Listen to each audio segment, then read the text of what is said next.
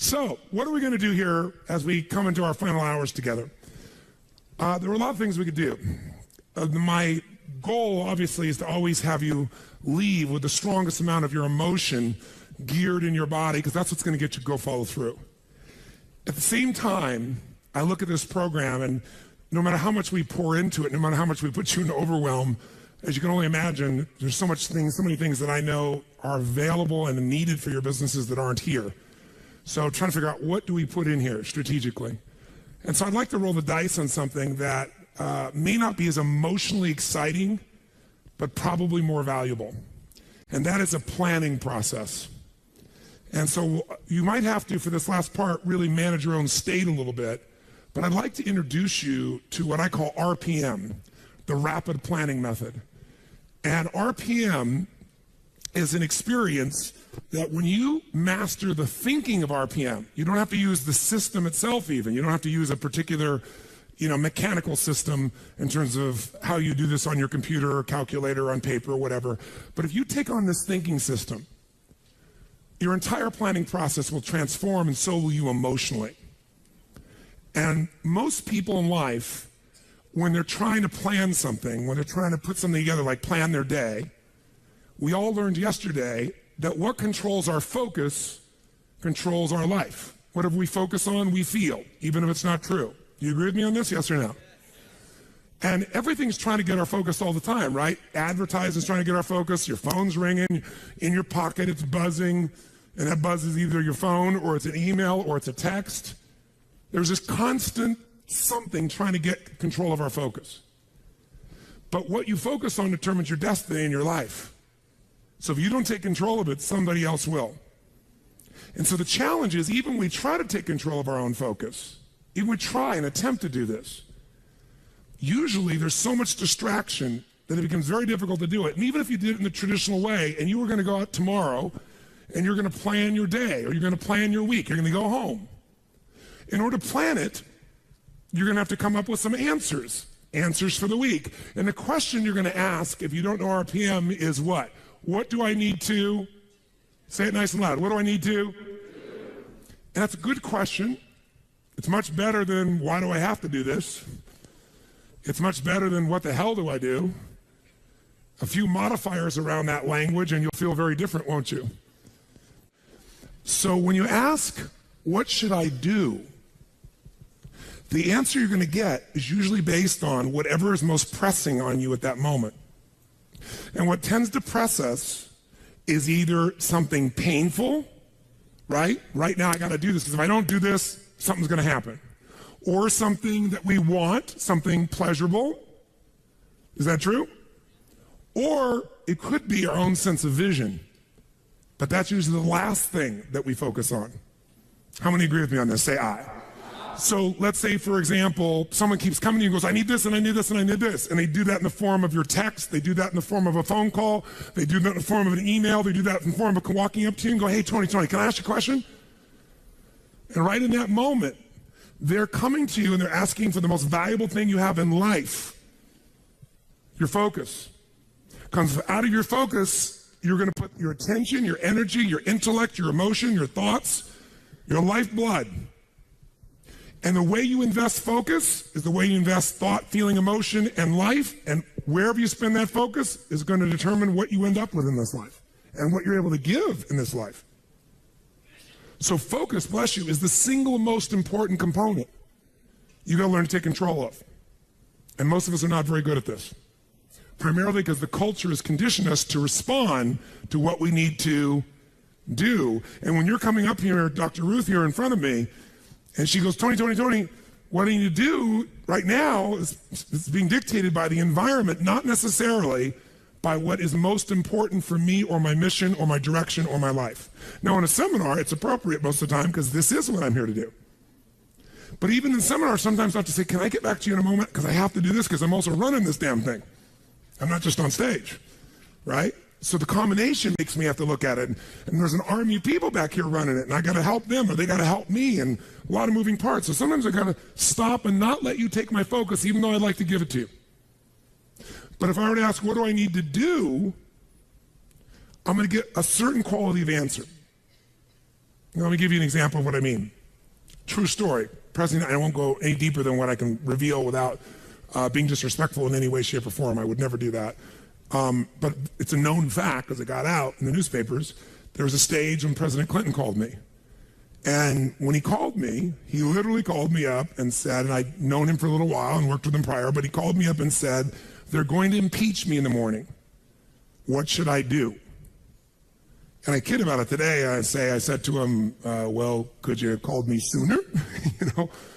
But what truthfully I said after that was, I can give you my answer to that question, but I don't know if that's really the question you want to answer. Because the answer of what you should do requires a different question to be asked first, which is what's most important to you? Because if what's most important to you is to stay in office, then obviously you should just keep doing what you're doing, because even though they'll go try to impeach you, they won't have enough votes and you'll stay in office. But if your outcome, what do you want? What's your outcome? What's the result you're after? That changes what you do. If your outcome is to regain respect from mothers, fathers, what they can say to their children about the President of the United States, then based on that, you might have to do something different. And I said, it's easy for me to say, because I'm not in your position, and I'm not facing an inquiry in the legal side. And he said, yeah. And I said, but you're also a lawyer. Now, you certainly know the law. And I said, you know what you can say. He goes, yeah, well, you don't have somebody coming at you, stars coming after me. He's trying to do this, trying to do that. I said, I know that. So I'm not telling you what to do. You're just asking me what to do. I won't tell you that. First, you got to tell me, what do you want? If you don't know your outcome, if you don't know the real result you're over and you answer what to do, you may even get what you want. You may do that, get the result, but it's not the result you really wanted. That's, again, the difference between strategy and tactics, isn't it? Which is one of the single most important lessons I hope we got across to you this week. So you got to learn to ask a different question than what to do, because how many of you found out that it doesn't matter what the day in your life is? If you really write down everything you got to do, there's no way in hell you could do it all. How many agree with me on this? Raise your hand and say aye. So most of you start out in the old days with a little time management book and you used to write down all your to-dos, right? How many used to have one of these? Right? You write down all your to-dos, and then in the early days, you actually put like A, B, C priority maybe in the very beginning. Anybody get that anal to be able to do that? Separate them out so you focus on the priorities, and then maybe even plan when you were going to do them in your day. And that lasted about how long? You still carried that book around with you in those days when it was on paper, remember that? But what it was your address book in those days, because you didn't have an iPhone, right? It was your calendar and your address book and a few crappy things you wrote down, but you never sat down and wrote the whole list out because you knew you weren't going to do it all, and it just felt like hell every day to rewrite it all.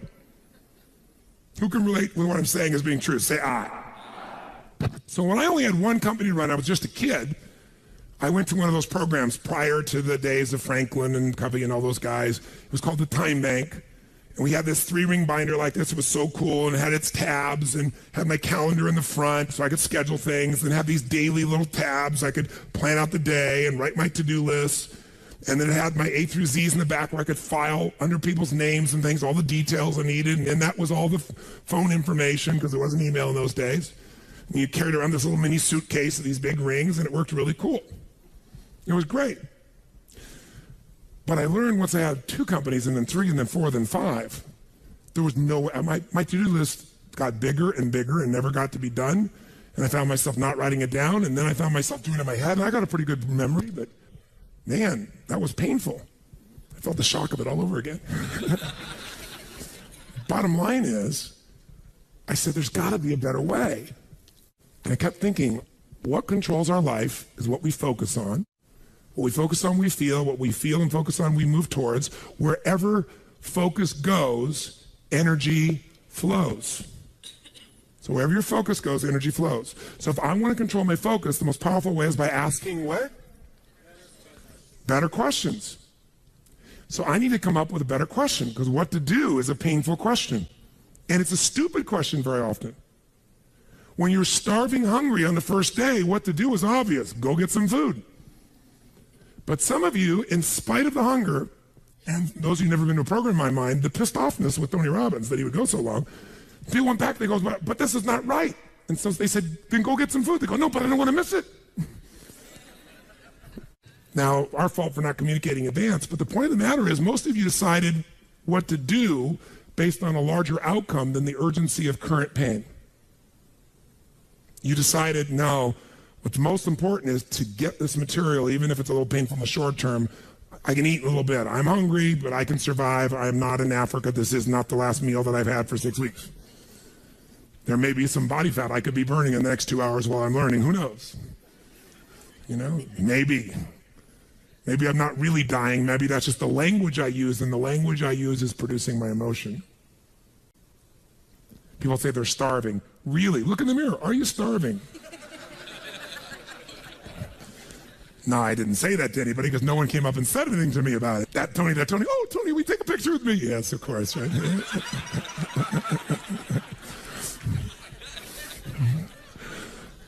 My point is this. Where focus goes, energy flows. You must control your focus. You do it with questions. If you ask the same questions as everyone else, you end up with the same answers. So, how did Bill Gates change his economic world? He was a software designer who didn't say, how do I make better software? He asked, and caught everyone else to ask, how do we become the intelligence that controls all computers worldwide? How do we become the intelligence that controls all computers worldwide? Now, when that's your outcome, do you end up with a different to-do list than if your outcome is to build the best software, yes or no? Yes. And that's why he's one of the richest men on earth. Change a question, change your life. When it comes to planning your life, I want to get you to learn to ask 3 questions now. And the first one is not, what am I going to do? And how many understand why now? Say I. The question you want to ask yourself is, what do I want? What's my outcome? What's my result? The word RPM, the first one is to get you focused on the target. The target is not the activity. The activity can change. It's what's the result I'm after. If you know exactly what it is you really want, what you desire, what you're really after, clarity is power. The more clear you are and specifically what you want, the faster your brain can get you there. But if you're generally saying things like, what do I want? Well, you know, I want more money. Fine, here's $1, get out of here. Did you achieve the outcome? Yeah, when you're that general, you think you're not getting your goal, you are. The way you language your goal, the way you think about it, you're receiving it. I want to feel a bit better. I want to lose some weight. Fine, you lost a pound, you're done. Because your brain's like a servo mechanism and a bomb and a missile. The old days, you shoot a missile and the target was going, and if you missed the trajectory, you missed it. Today, what happens when the missile's not on course? What happens? It locks on the heat signature, and what does it do? It moves and follows it. That's the way your brain is if it knows the outcome, if it knows the result. So RPM starts with, I got to know the result. This is a results planning system. The rapid planning method, but you can think of it as a results planning system. I need to know the result I'm after before I ever ask myself what to do. That takes more time, but it's worth it. Now, for time's sake, I'm not going to do this with you right now, but I'll tell you what I do when I've taught this to people and I've got a full weekend to do this in. Just to give you a picture. If I asked you right now to write out your name, your full name. Now, some of you abbreviate your signature, but write out your full name in cursive. Go and do that one time. Write your full name in cursive. I can't even use the word cursive. Is that really the word people still use? It means in handwriting, I guess, but in cursive. Just write it out full name, because you can do this later on. Full name. If you normally abbreviate, don't do that. You have to write out the full name. Now, if I had you get with a partner, and you can try this later if you want. I'm just going to tell you because I don't want to take the time because we have such limited time today. And I have your partner say to you with a stopwatch here, okay, ready? And I go, go. And you write it out. And you tell me when you're done. I go, stop. And I write down how long that was. So let's say you wrote out your signature and it took 5 seconds. And I say, ready? Write it out. Ready? Go. You tell me when you're done. Stop. And I write down 5 seconds. I have to do that 10 times. You'll find in the beginning, you'll be, let's say, 6 seconds. I'm making it up. Everybody's signature is different. And you probably might get down to as little as 5 seconds. If you have like an iPhone, you could do it as a digital stopwatch. You could see the milliseconds. Then I say to you, I want you guys to write every other letter in cursive. In other words, you're going to write half as many letters. How long do you think it would take to do it? Half as much time? Most of you will take twice as much time in the beginning, and then eventually, what's interesting is, if I do it 10 times, and the last 2 or 3, and this makes no logical sense, and again, I don't want to take the time to have all of you do this 10 times, 10 times, 10 times, but you can go do it on your own, I'll just tell you the result. In most cases, even though you're doing half as many letters, you cut it by 2/3 of the time. There's something happens when you break an old pattern and you do it fresh. Your brain over the years has learned ways to move more rapidly since when you did your original signature, and you'll do it in 1/3 the amount of time. It'll take twice as much at first, and then it'll cost you 1/3 amount of time. Now let me tell you why I'm telling you this. The system I'm calling the rapid planning method, by the time I show it to you, you're gonna go, this takes more time than just making my to-do list. When will it take more time? When? Initially. But once you get it in your nervous system, it'll take you less time because your brain will be thinking in outcomes and not activities. And when you think in terms of outcomes and not activities, pretty soon some of the activities on your list you don't even need to do to get the outcome. You find a better way to get the outcome quicker. Now, how do you do that?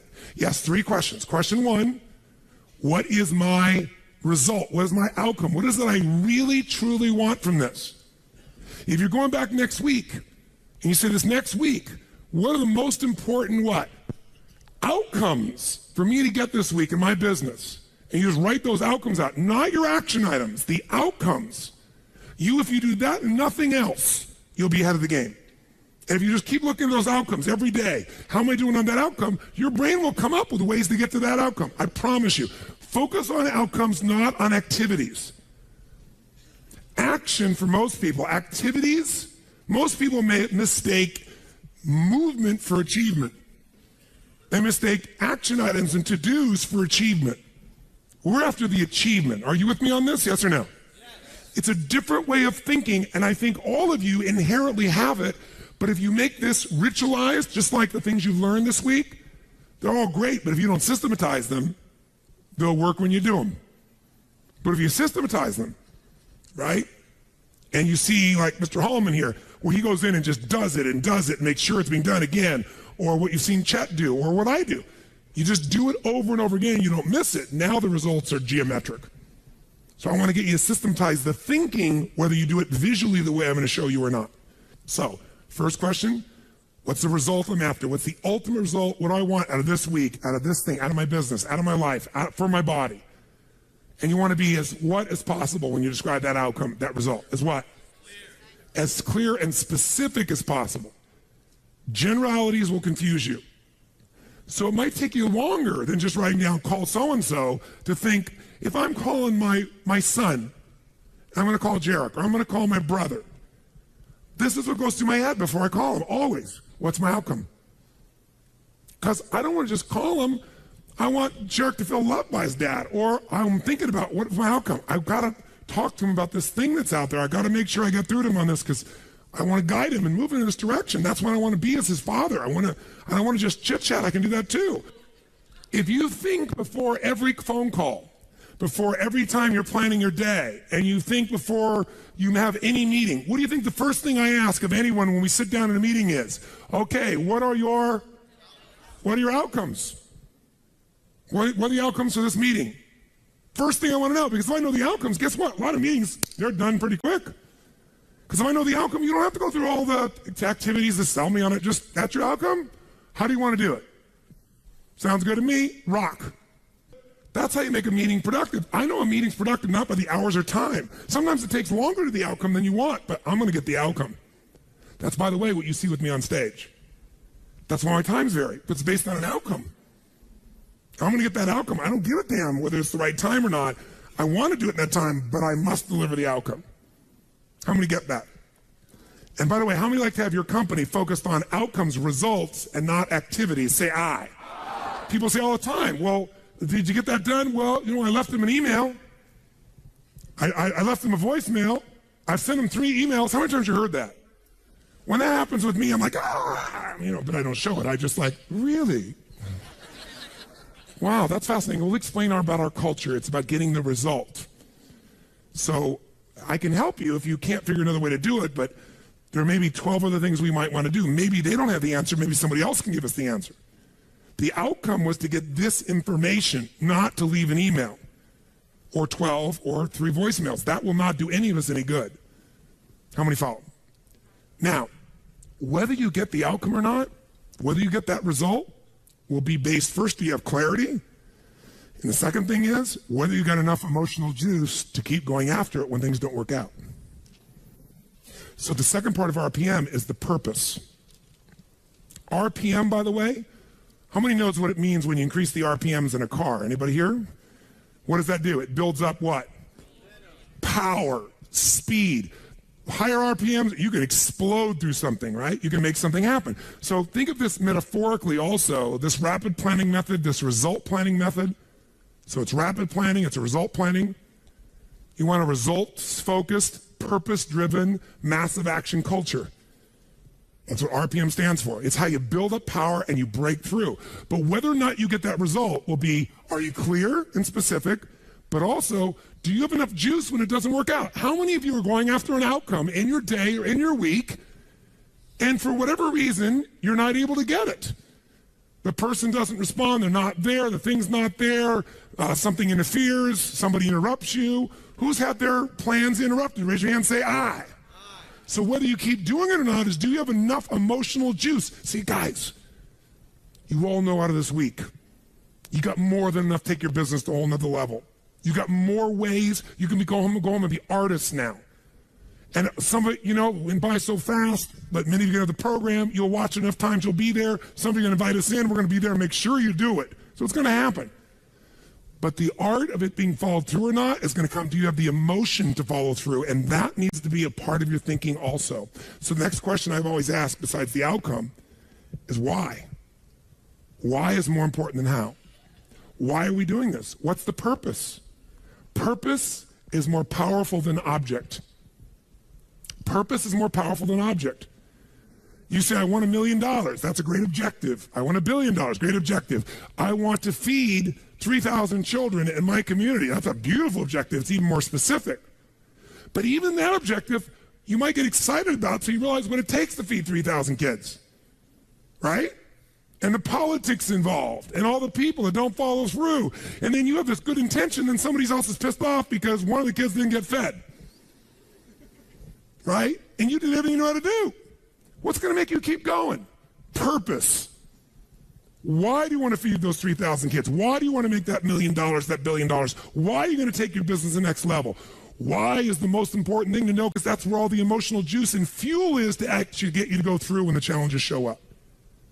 Every person you see who's on fire and is successful knows the why. You know what the problem is? You might know the why in the beginning. You wrote a mission statement and stuff like that. You got to know why you're doing this right now. This right now. That's what's going to engage you and activate the why. You might have a why, but it's not active. How many follow the difference when I'm talking about here? Say I. Otherwise, that little law of familiarity shows up. You know, well, we're doing this because da-da-da-da-da, and you repeat the why, but it has no emotion behind it. See, if I take a stick pin, no, I don't see anything like that, but you know when a woman has a blouse and they have like a little stick pin in it?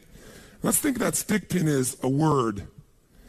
And I take that stick pin and I throw it at you. Are you going to feel it? Barely. What if I take that little stick pin called a word and I wire it to the back out of a giant iron bar called emotion? Now I can take that stick pin and put that thing right through your heart. That's the power of why. RPM. R is the result, the outcome. What you're after, P is the purpose. It's the why. 80% of success is why.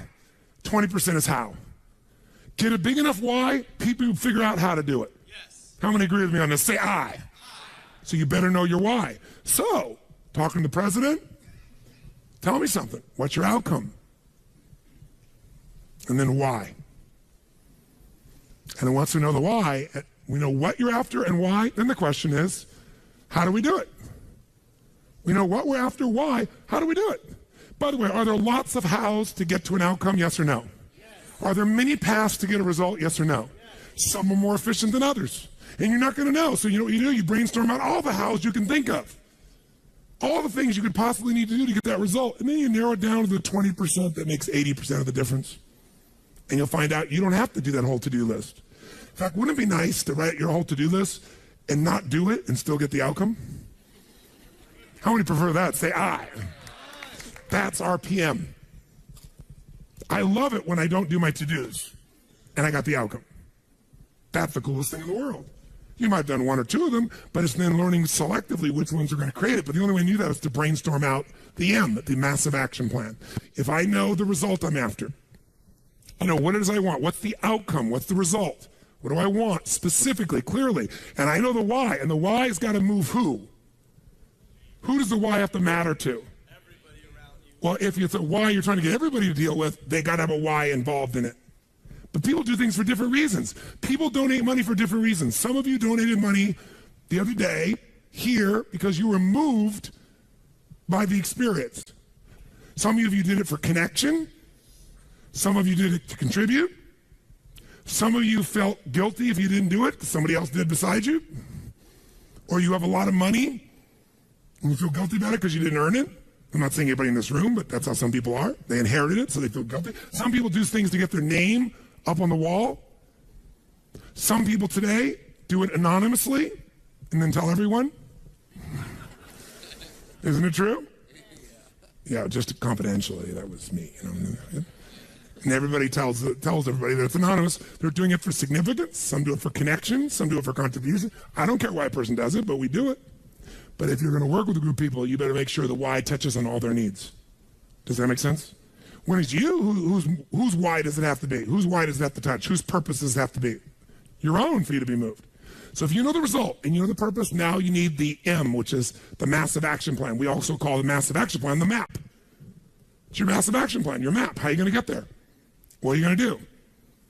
And by the way, when you're crystal clear on what you want and you know why you want it, you can make a big map. You can brainstorm a million ways to do it. Not all your houses are going to work. That's why you make a whole map. And then go back and gradually asterisk the ones that are the most important and go hit those. You might get the whole outcome in the first two action items and get rid of your whole rest of your list. This is RPM. This is how I operate. Now, if you never did this on paper and you just did this thinking process in your head, you'll get invaluable resources. If you learn to put this on paper, it'll be more powerful because then your brain isn't racing and you can see it.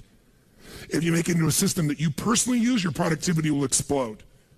If you teach your whole company to do this, your company will go to levels you can't even imagine because everyone will maximize their productivity.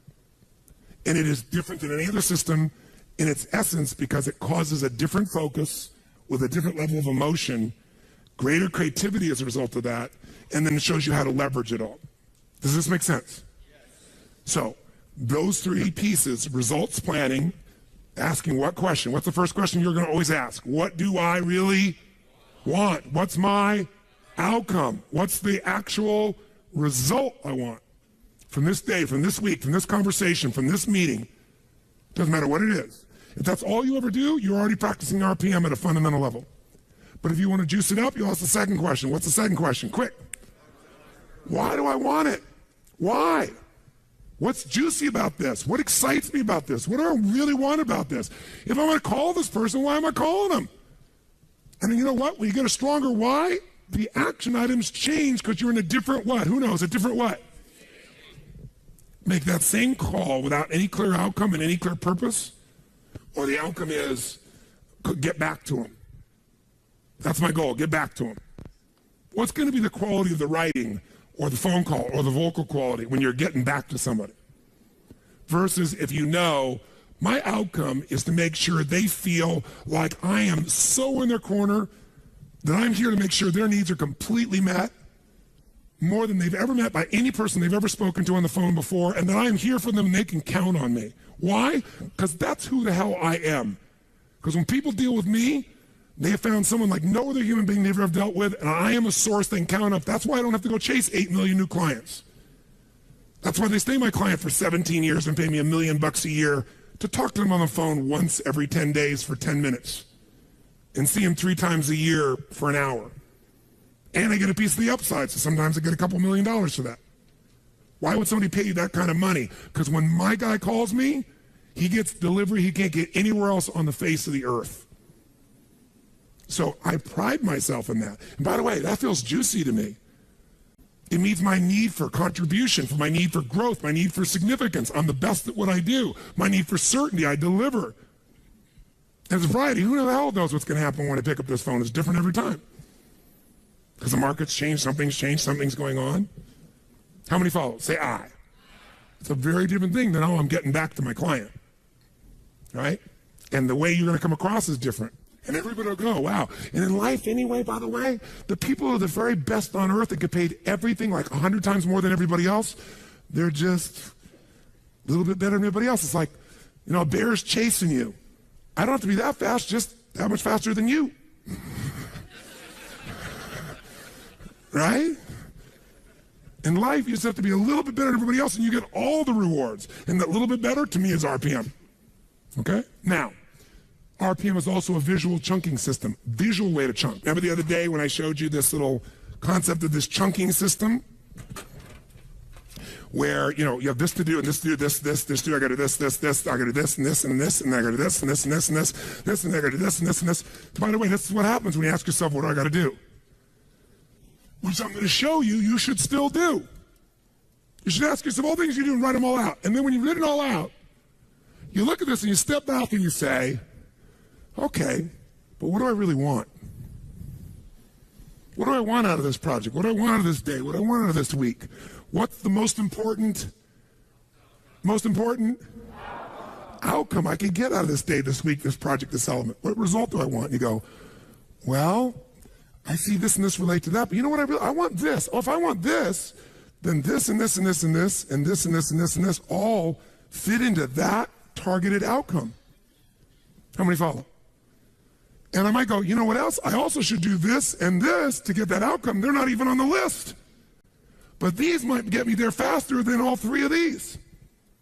Oh, by the way, this and this and this and this and this and this and this, all right. Oh, and guess what? This and this and this and this and this, all right. And guess what? There's my day. 1, 2, 3. 3 outcomes, 4 outcomes, 5 outcomes. It's a different world. You will get yourself completely out of reaction. You start to take control. My question to you is this. How important do you think it would be for you to master a skill set like this, for you to have the quality of life you want, quality of business you want? 0 to 10, what would be the level of importance you'd give this, my friends? How big? 10. Where would you put it for you? 10. Raise your hand if it's a 10 for you. Let me see your hands. Good. I'm not going to teach you today.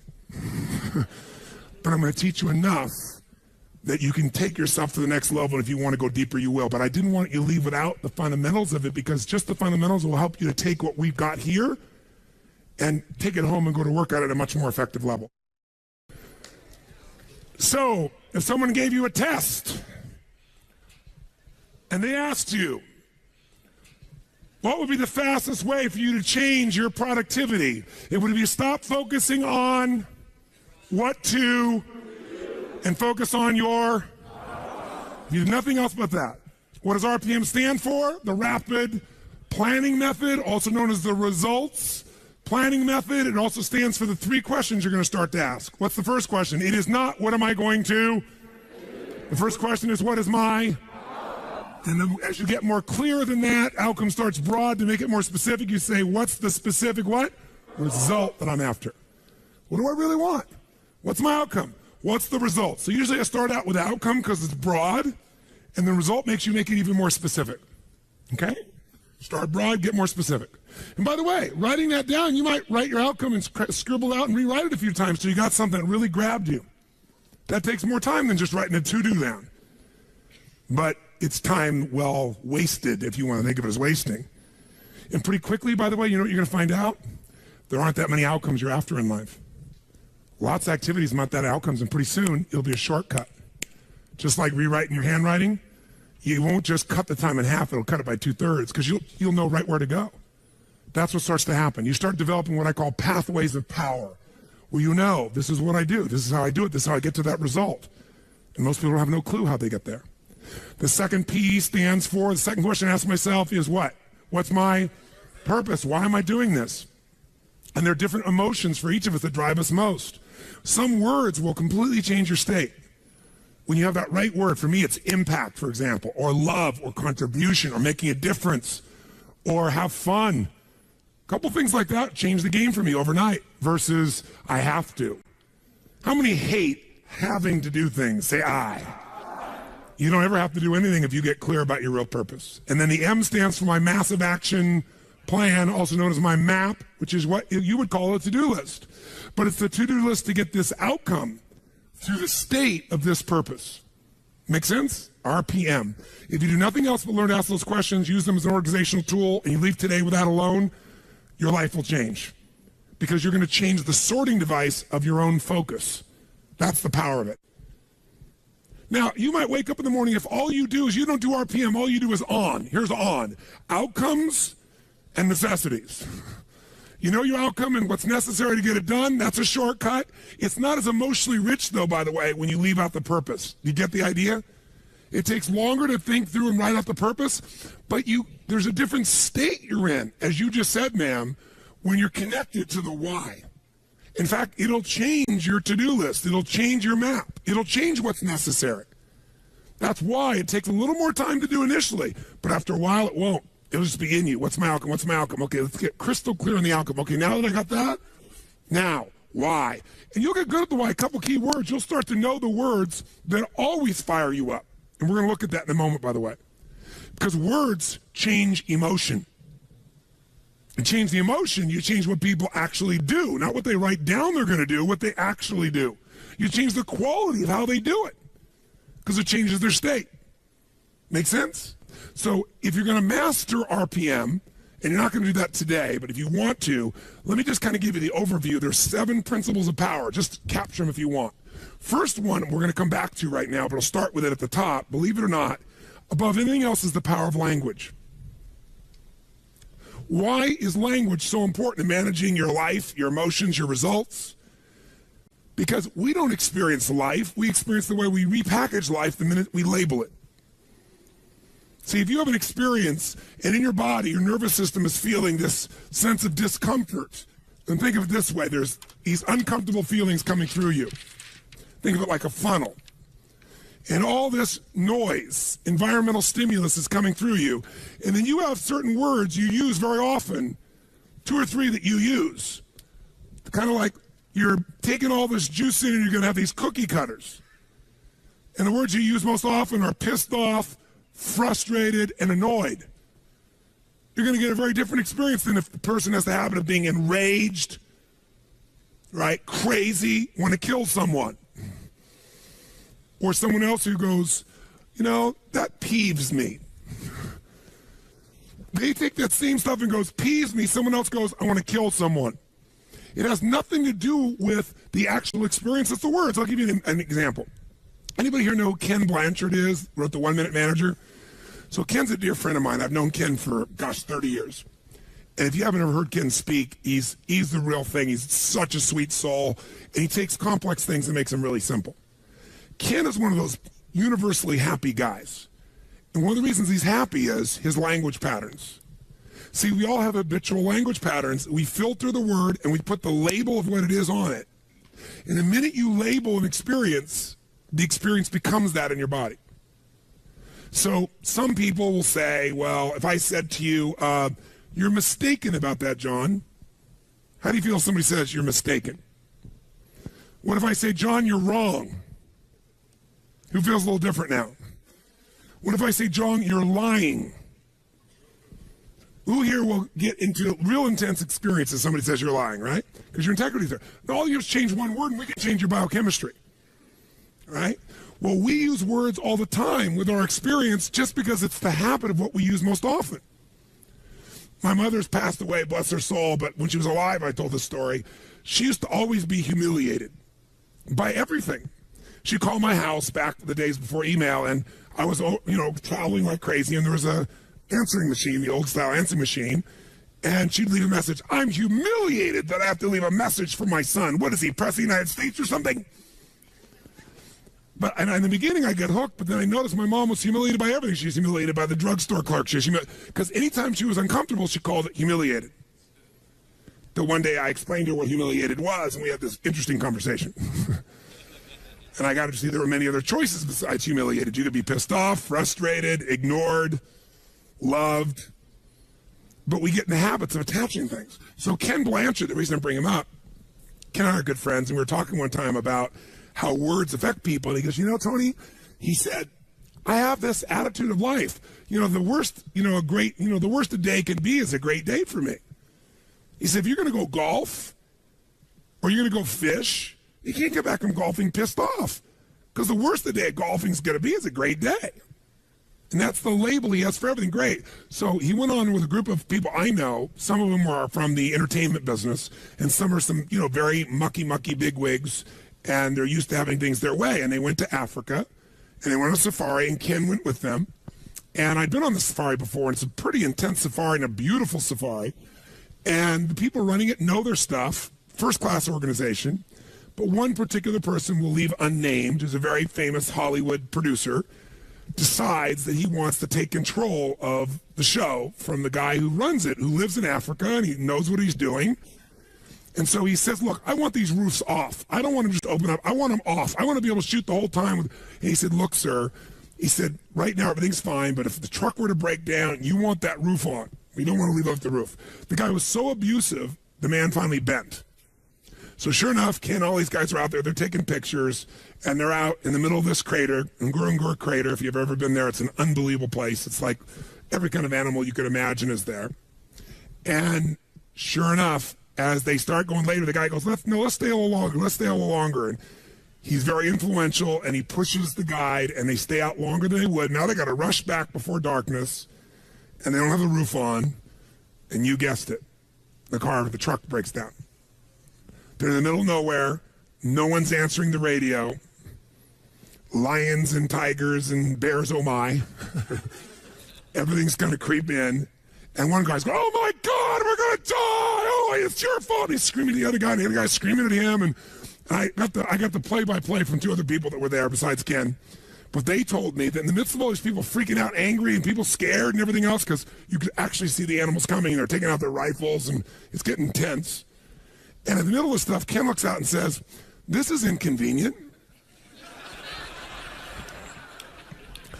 And he wasn't faking. That's the word he used for this experience. It's inconvenient. And that's the word he uses all the time for things other people are stressed out about. And as a result, that's all it is inconvenient to him. And sure enough, guess what? Finally, the radio worked. Within a half hour, a guy came out. They brought some other trucks. They got these guys out of there. They left the truck there. Everybody was fine. But the people are like, oh my God, you killed us.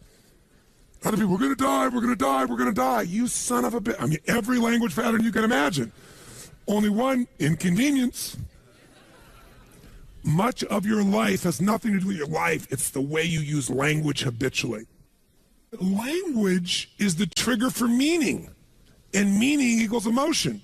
So when I think of RPM, it's about language, because it's about the questions you ask, because those questions control what you focus on, but it's also the words you use to describe your outcome, the words you describe to describe the why. One word can change the whole game. If your description of you're a stockbroker, and what you describe, what you do is you go, I got a cold call on people every day, that's not going to get you moving very much. Remember, one guy I was talking to, he was so much more successful, he was brand new, he was blown by everybody, so I went and interviewed him. Because, all these other people are bitching and griping, he was having such a great day. I said, what are you? He goes, I'm a treasure hunter. I said, what do you mean? He goes, I'm searching, every time I call the phone, I'm searching for buried treasure. You see, you don't get treasure every time, but when you get it, there's going to be, if you keep digging, there's going to be a treasure. And sure enough, you get one client that would do more business for him than all the other guys got. But the difference was when he called people on the phone, he's searching for treasure. Does that change the state? Does that change the quality of his voice? Will that actually change the result he's likely to get with a stranger? Yes or no? So ladies, you've got a ring that this man's about to give you, he gives you, and somebody else sees it and they say, well, that's kind of nice. Versus that's magnificence. Versus what a rock. Would it change how you feel? Yes or no? A little or completely? I say to you, you come to me and say, Tony, I'm single. You meet thousands of people. I'm your friend. Help me out. Set me up, man. And so I say to you, okay, I know this really nice girl, this really nice guy. You got a state about it, don't you? What if I say, I know this woman, I know this man, I know this woman who is delicious. I didn't even say anything that makes any sense, but how many are in a different state already, right? It's like if I said during the break, we're going to have some really nutritious snacks.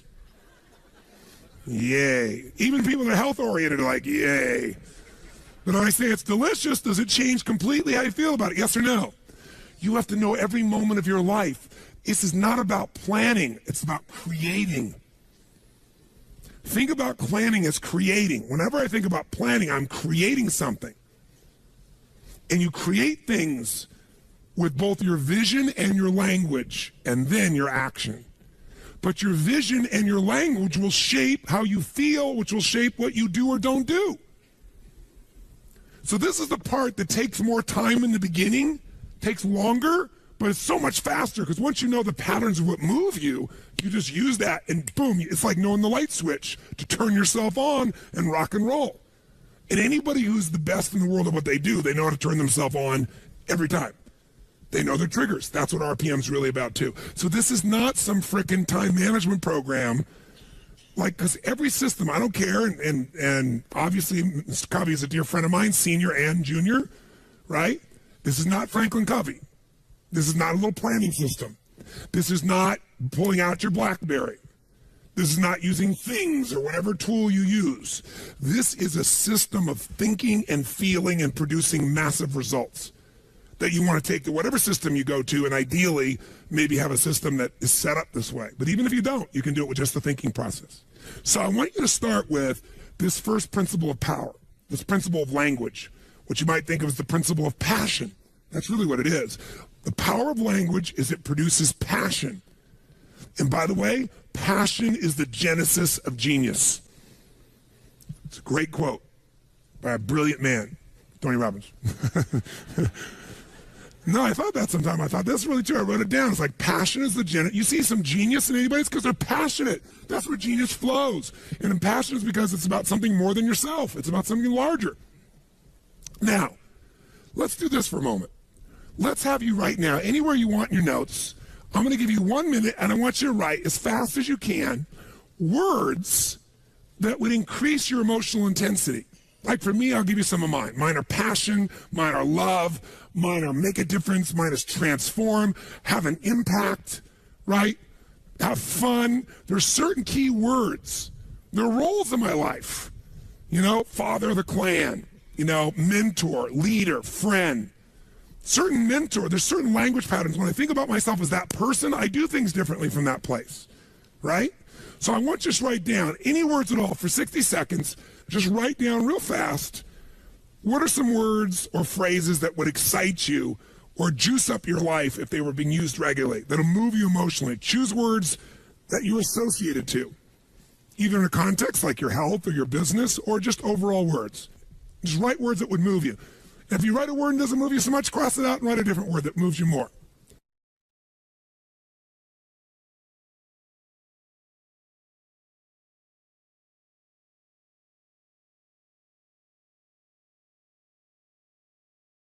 I'll warn you, a 5-cent word is often more powerful than a 50-cent word. You can say, I am becoming a facilitator of transformational change around the globe at this moment now. Or you can write down, kick-ass, take names. Sometimes kick-ass, take names will move you more than facilitator of the human transformational experience. Write some phrases now that you might use when you think about things you want to achieve in your business. What do you want to do? And write them in words that are passionate, not just increase sales. What would you do? What would you put in front of that word, increase sales? If you're going to produce, crush it, transform the marketing department, take it to a new level. What are some phrases, words, that if you put them around outcomes that you have for your business, it would excite you to do it. Instead of having to do it, you get to do it.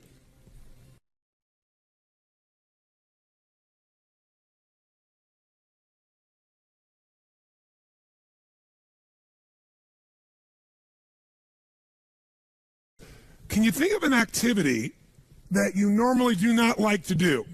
You'd rather have somebody else do it if you could. Think of an activity like that right now that you either put off or you try to get other people to do, or you finally do get other people to do. How many can think of an activity like that? Part of your business, part of your life. Great. Someone stand up and tell me what that activity is. By the way, Stand up if you can remember also a time when you did the activity and you actually enjoyed it. It was an exception, but you actually enjoyed it. Who's had both those experiences? Something you hate to do, but then you had a time you can remember where you really enjoyed doing it. It was the same activity, but somehow it worked. Okay, how about right here? Yes, give her a hand. Do I have to tell you a BMI hand, ladies and gentlemen?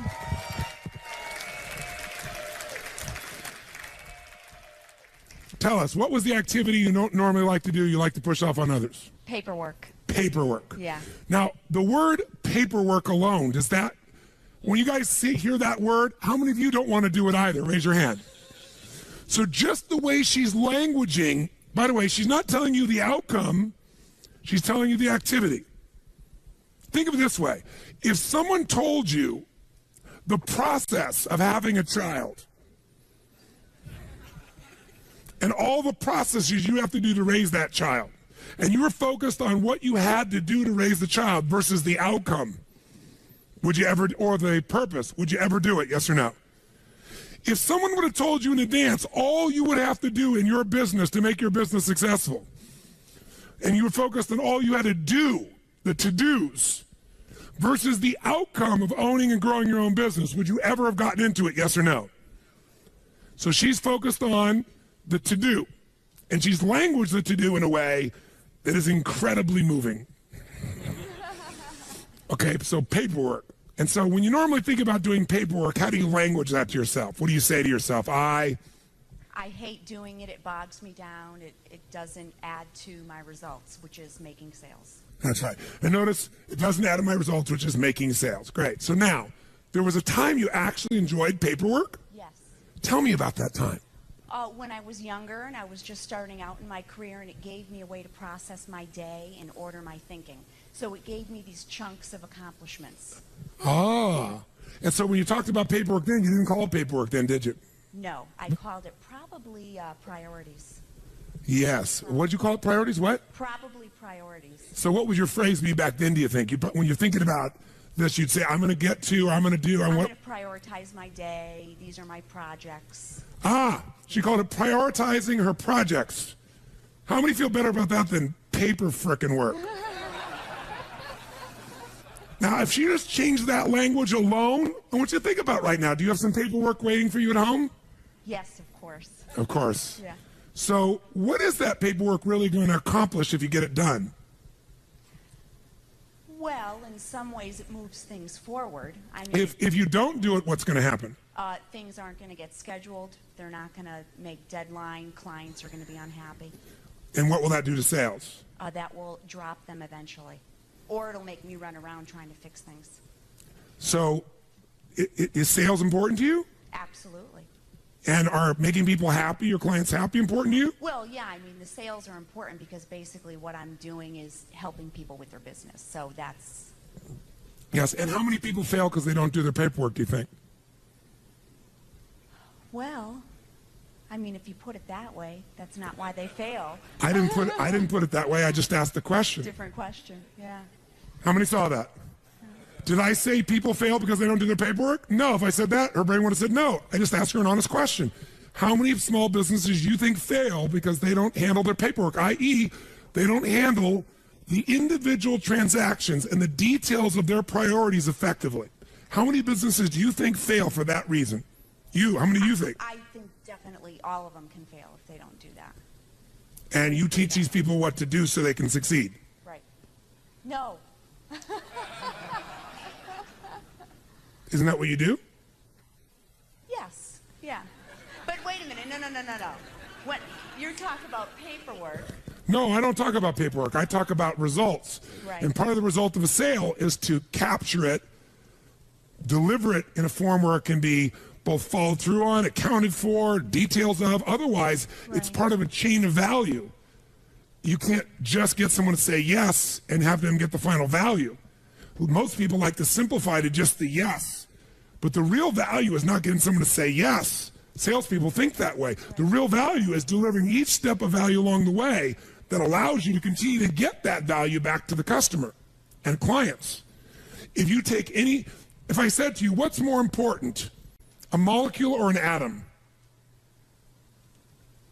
The atom. Really? Well, the molecule. Okay, which one's more important? The molecule or the cell? The cell or the organ? The organ or the body? Right. It's The body or the community or the ecology or the planet or the solar system or the universe. Which one's more important? To me, it's the little things that make up the big things. I don't know if that's quote unquote the right answer, but it's the little things that make up the big things. So to me, that's more important. Is paperwork a little thing or a big thing? Well, it's a little thing, So that's the most important thing, is the little things? but it makes up a big thing, which in the end you could say would be important because it feeds the purpose. It feeds, look at her face, it feeds the purpose. Yeah. Paperwork purpose. Right. Oh my God. So let me ask you a question. It's an epiphany. How important is paperwork? How important is paperwork? It's very. 0 to 10, where would you put it? 10. Yeah. So maybe we need to call it something different than paperwork. What is it really? If you were to name it today, not just what you did in the past, what is it really? It's the steps to getting to the purpose. If I had to read It's also a promise that's Yeah. being kept. Right. Are you about keeping promises? Absolutely. Have you dropped out your promises because you didn't have your paperwork or priorities organized? Sure, or stressed Or out have other about people it. dropped it out because they didn't get the information needed in a timely fashion? And most businesses, you're telling me, probably fail because they drop out the little things? Absolutely. Because they think it's a little thing when really most people are majoring in minor things, and this is not a minor one, is it? But we start thinking it is, and the minute we give it a label that it's a minor thing that doesn't really matter, Yeah. then what happens is we no longer give it the focus, and we don't give it the focus, and then it bites us later on. The truth is, which one is more important? The molecule or the atom? The molecule or the cell? The cell or the organ or the body? Which one is more important? They're equally important. You take any one out of the chain of existence and the whole thing collapses. There is no little things and big things. There's just the things. There's the things that matter. Is this one of those? Yes. If you were going to coach your son or daughter or a child or a dear friend in a business, what would you tell them about paperwork? I would tell them that if it's important. Can you hear the change in her voice? How many hear the change in her voice? Does it change? Is there a power in her voice right now, yes or no? An authority? Go ahead, tell me what you tell them. You tell them what? That paperwork is extremely important to the outcome. It's, part of the passion of the purpose, and that's really all you have in life. And I did have that conversation with my daughter. Give her a hand, ladies and gentlemen. Do you see how important it is, A, to be aware of your language? Language creates meaning, meaning creates emotion, emotion determines what you're going to do or not do. You can never again think about time management in terms of to-dos. You need to start with language. The questions you ask and then the words you use to answer it. That's why you got to craft your outcomes, craft your results, craft the purpose. Takes longer, but you'll do it. Not only that, you'll enjoy it. She says, I'm going to go home and crush that paperwork. That's the word I would use. She go back and she said, I'm going to be, and what if she created a role for herself? I am the queen of paper prioritization. I am the Madonna of, I'm the master of whatever. She comes up with some playful thing, and it can be silly and stupid, but it'll change completely how she thinks about it and she feels about it, and she'll go straight doing it. How many follow this? By the way, how was she influenced to remember the truth? By me lecturing her? Telling her? No, everything was asking her. Now, in addition, if you want to follow through, remember, if you link more of your needs, there are 6 needs. If you link 1 need to it, you got an interest. 2, you got a drive. You link 3 needs to it, you're going to do it. Now, she was linking feeling insignificant to paperwork. Significance is one of the most important things in her life. Right? She wants to significantly contribute. True? And it wasn't that significant to the contribution before, but all of a sudden, now she gets it is. It's part of the chain of life. It's part of the chain of keeping a promise. It's part of the chain of my integrity. It's part of my chain of being able to make a difference. And you know what? Everybody else is lousy at it, and I'm not anymore. Because how the hell can I help somebody else if I don't do it myself? And so now she sets a new standard. So now it's significant. And by the way, if you want to make it more fulfilling, she can also say, you know, I'm connected to it because it's connected to the what, she said? To the outcome. There's a purpose here. Now there's connection. Now, doing this helps me to contribute. Well, I'm starting to meet a lot of different needs: contribution, significance, connection, love. That's enough to get her to do it. Now, when she goes home, she can even develop a strategy to enjoy it. Like I interview people that do things that other people hate, find out how they do it. Somebody loves to clean their house. I said, great, well, let's look at these 6 human needs, because if you love it, it meets many of your needs, at least 3 or 4. On a 0 to 10, cleaning your house, how much certainty does it give you? And the lady says, 10. You say, why? She goes, because I know how to do it well. And I do it well every time. I have control of it. Before your emails, as a way for you to get a sense of accomplishment, knocking a few off, doing something that's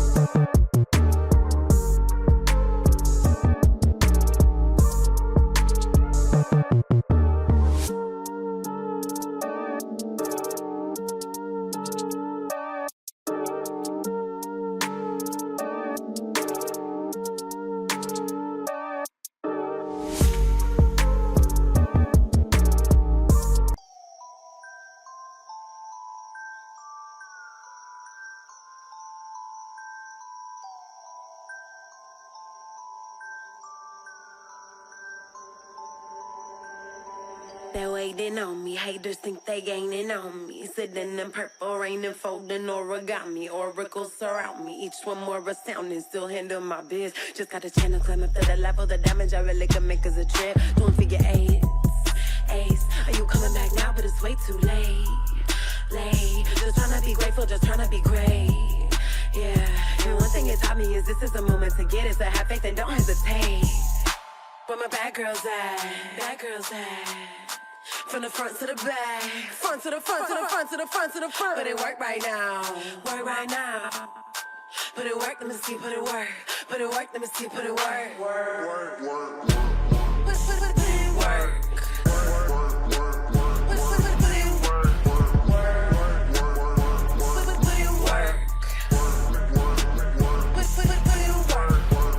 Never land, never let my feet touch the floor. I just flow in my zone, you can't touch us though. Keep it moving, UFO, I just got to go. I can't touch the floor. Take that, break that with a bit. Meaningless. You used to, when you're stressed out, organize your desk. How many are old enough to remember that? Now you don't even have a desk. Your desk is your laptop, right? So you knock off emails and things to feel a sense of accomplishment, which is you're just being active. You're doing activity. You're not accomplishing anything. Nothing significant. You're doing movement, trying to make it feel like achievement because you feel uncertain about things, out of control. That's what you used to do with paperwork, so you could take it back. What else? I get variety, she says. Cleaning the house? She goes, yes, I have 5 children. You never know what you're going to find. 0 to 10, how much significance? 100. Why? She goes, when I'm walking around the house, she goes, I play tapes like yours. I do significant, important things. I have time to think through my life as I'm doing these things while I'm accomplishing something. Plus, Plus, she goes, most people have a dirty house, and mine isn't dirty. People come over, it's spotless. I feel proud. What else? Connection and love from cleaning the house? She goes, yes, because while I'm cleaning, I pray for my children. I'm ironing, I'm praying for them. 10. Growth from cleaning the house? Yes, because I'm listening to tapes, I'm thinking of the future, I'm creating my life. Contribution? Yes, to my kids, to my family, to myself. She meets all her needs. That's why she loves cleaning house. Somebody else uses language like, I'm not cleaning that frickin' stuff. It's a waste of my frickin' time. It all depends on what needs you related to. How many follow? Change your words, change your perception, change your procedures. Some people say, I love paying bills. I'm going, you love paying bills. Yes, there's so many of them. And they're always changing. Really, variety. What else? She goes, well, I go, but I pay the bills in different rooms of the house. And I play different music in each room. And then she says it feels significant and she feels connected because she says, when I sign the checks, I think of the person and I send them love. And I think I want them to prosper. And then she goes, I know that comes back to me. It's just what you focus on. What you focus on is first controlled by the words you use. And that's controlled first by the questions you ask, whether you're aware of it or not. How many get the power of this principle, the power of language? Raise your hand. Say I. Let's put back on the stage then. Here's a couple other principles. Again, I won't walk you through them all in detail, but I'll give you a little step at a time here. So first principle is language. The power of language, which I think of as the principle of passion. Second power is the power of results focus. I'm not going to take any time on this because you got it now, don't you? You focus on the result. It's like taking the power of your mind and body and brain and putting the laser power instead of having it scattered. You're no longer scattered on activities. Third principle, really, of RPM, it's the power of purpose. No more time on this one. You got it. Does the why change the how? Yes or no? Does it change the quality of how you go about it when you're doing it for a different reason? Yes or no? I'll give you my core belief in life. Motive does matter. Motive does matter. If you want to know my pain in life, my ultimate pain is people think of me as a motivator. I hate that term. Mr. Motivator. You know, people go, I don't need any motivation. I said, well, that's good because that's not what I do. Right? No, they'll have a nice big belly. They go, I don't need any motivation. I'll go, that's obvious. You're highly motivated to eat. Right? I'm the why guy. I want to know why you say you want to lose weight, but you keep eating. Because what motivation is your motive for action. I'm very interested in what your motive is. You should understand your motive, your why, your purpose. That's where all the power of life is. And I believe motive does matter. If your motive in your business is just to make money, you can make it because you're focused on it. But I believe life moves to support whatever supports more of life. And I think a reason why Home X or a Zappos grows the way they do is because they have a higher purpose as well. And a higher purpose is to serve something more than themselves. See, if I'm just trying to meet my needs, I'm going to get a certain level of insight.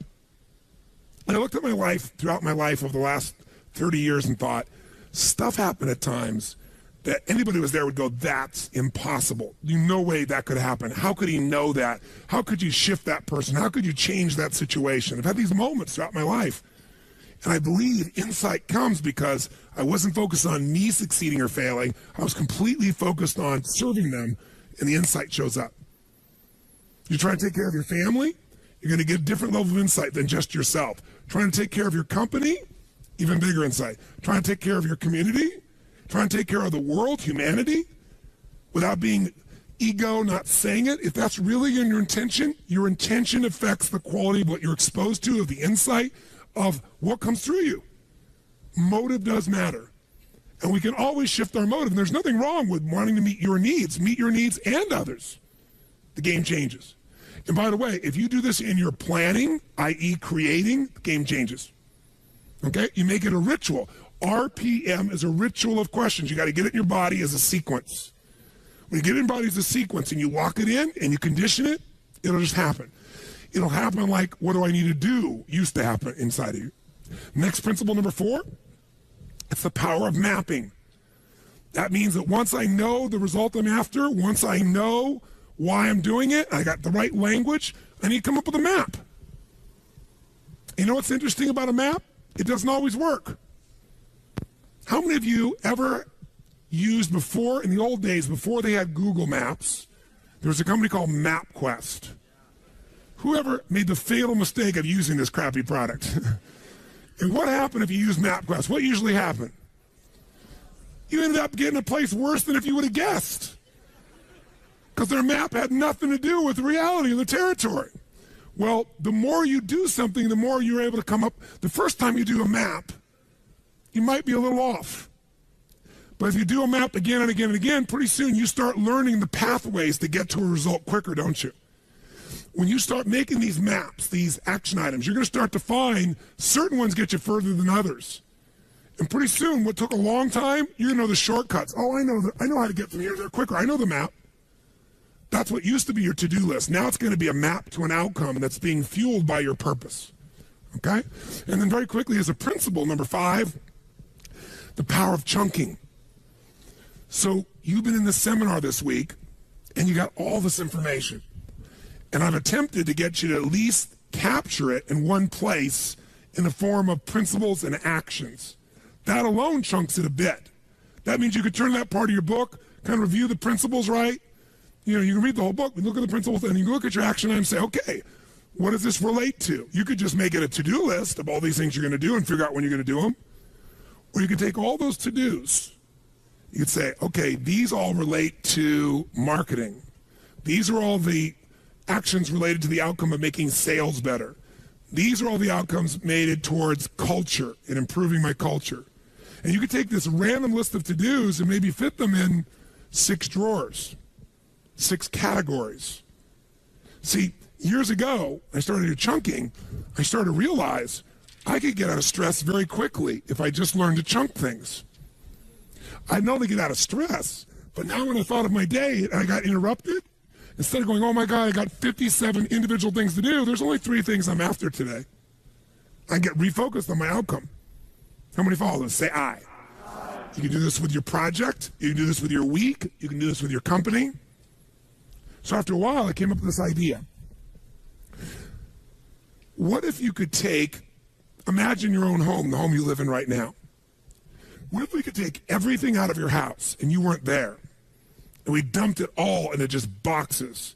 And the boxes got all collapsed into each other. And you were going to move, and you weren't around, and then people just took all your stuff and just dumped it in the living room of your new house. Everything mixed in there. Underwear, toilet paper, soap, tissue, notebooks, computers, books, cosmetics, all mumbled and jumbled together in the middle of the floor. Would that be somewhat stressful for you? Yes or no? But what if, in advance, you took everything in your life and knew it would fit into one of, let's say, 2 chests of drawers, 6 drawers in each, 12 drawers. Maybe they may be giant drawers, categories. Like everything fit into, home appliances or cooking or intimate wear or whatever. If you had those 12 and everything could fit in one of those, you could take anybody in that room, once they knew those categories, how quickly could we transform that living room? How fast? Yeah. Oh, this goes here, this goes there, boom, boom, boom, boom. And by the way, when it's done, how quickly could you then get what you want? You know exactly where to go, put all your focus in there, you open the drawer, you find what you want. Wouldn't you like to be able to do that with all your outcomes? All your action items? I'm going to show you how. And this process is a simple way of managing your life. I'll give you the big picture first for a moment, and I'll scribble it up here as a chunking device. Think of your life this way, as a gross generalization. And by the way, chunking is an art, not a science. What does that mean? Is there a right way to do chunking, yes or no? No, there's no right way to do it because it's art. What somebody else thinks is beautiful, you might think is ugly. Chunking is to meet whose needs? Your own. Now, if you're trying to chunk to help other people, then you're going to have something that's got a little more science than art to it. But think of it this way. If we were going to try to manage your life, what if we had a life management system, not a time management system? Because the only reason for time is it's a resource so you can get the life you want. Is that fair to say? And let's take two aspects of your life. But one area is, let's say, your personal life. That's an area of your life, your personal life, that you want to manage. And another area of your life is your professional life. Whatever you do professionally, running the company, marketing director, sales director, maybe you run many companies, you're an entrepreneur. What if we could take everything related that's most important in your life personally, and we could focus on the things that needed to happen regularly? So for example, if you don't focus on making your health better, does it get better or worse as the years go by? Which one? You can't afford not to give it consistent focus. And by the way, do you have to keep improving it, yes or no? If you try to keep it static, is health a static thing, yes or no? No. What about relationships? If you don't focus on relationships, do they tend to get better or worse? So there's some areas of your life within your personal life. If this was an area of life you're managing, is your personal and professional life. Your whole life could be managed in these two categories. If underneath these, we could say everything that matters fits within 6, 8, 10, 12 drawers. They might be things, and I would call these categories of constant and never-ending improvement. For short, we call them categories of improvement. These are areas that you've got to constantly focus on once a week, once a month, some of them once a day. They're areas that never go away. Does that make sense? And so in your personal life, what would be some areas you got to constantly focus on? You might say, well, there's my health. There might be a drawer called family. There might be another one on finances. Does that make sense? And within those areas, you could have specific goals for this year, for this month, for this week. You might have certain musts that had to go in there. But you could put everything in there, and you could look at it once a week or once a month to make sure you're on target. Am I making sense? Yes or no? Will this help you to chunk your life a little bit? Yes or no? Because if your whole personal life could fit into 5, 6, 7, 8, 10, 12 max of these, you could chunk it, and you could keep track that I'm still making progress. Because most people make progress on what they focus on. So they focus on their business, and their body deteriorates. Who can relate to this one? Raise your hand. Or they focus on their body, and their relationships deteriorate. You're so damn into yourself, you're never even here. Or they focus on their kids, and their intimate relationship breaks down.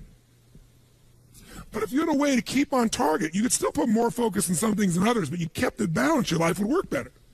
What are some areas, categories within your business that you have to constantly focus on and improve? Someone tell me. What are some categories that never go away? Tell me. Marketing. That would be a drawer. What's another one? Sales. What's another one? Accounting, finances, cost controls. What's another one? Culture, empowered employees. Do you think you could take everything in your business and maybe put it in a maximum of 12 drawers? And then whenever you had a meeting, you could say, what are our outcomes? Instead of this long list, you go, what are our outcomes around empowering our employees? What are the outcomes for this year, for this quarter, for this month, for this meeting related to sales? What are our outcomes for this meeting? To marketing. And guess what? Then you don't have this situation where you're doing great one part of the business, the other part bites you. See, if she doesn't do the paper.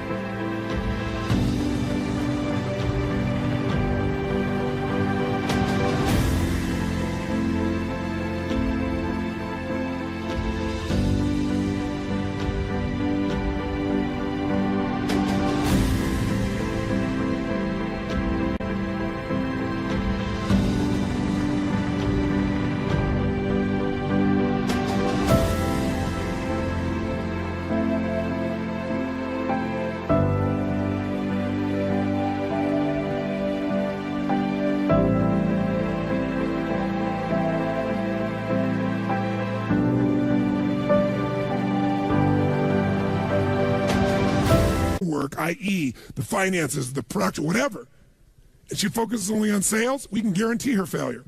It's only a matter of time.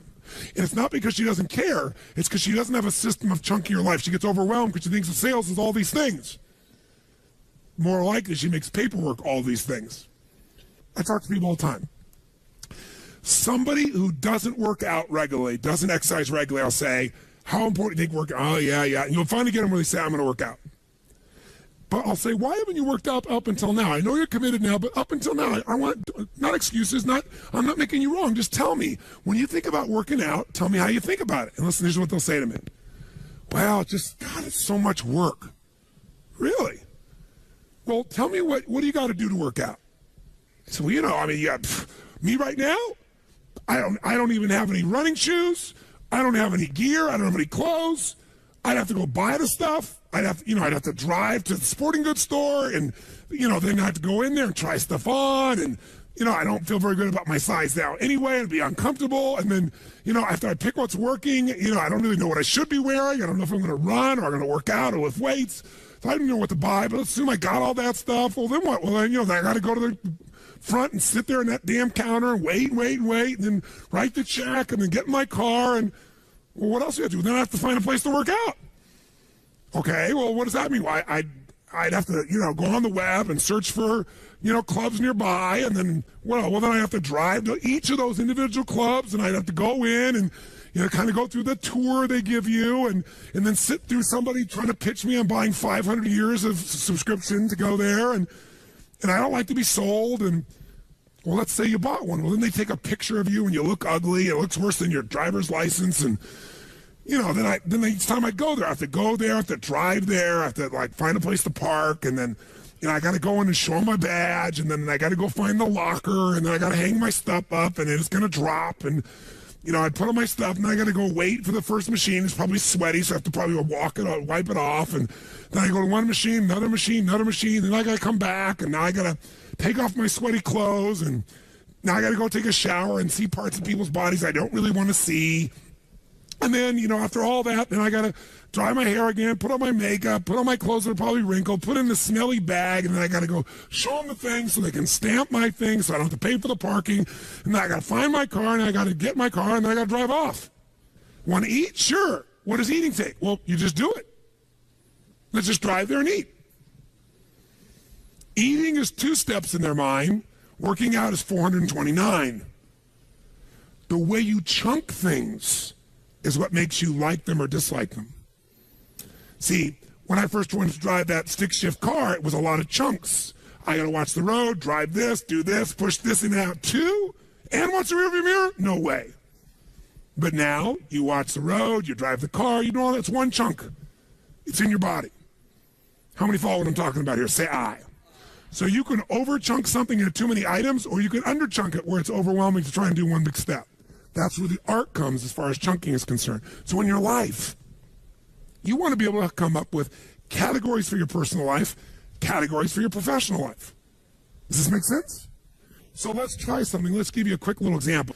What I want you to do is, if you take a look here, I want you to, the middle of this circle is 0, and the outside edge is 10. 10 means where you want it to be. Whatever 10 is for you, it's different for everyone. So 0 is you're not where you want to be. 10 is exactly where you'd like to be.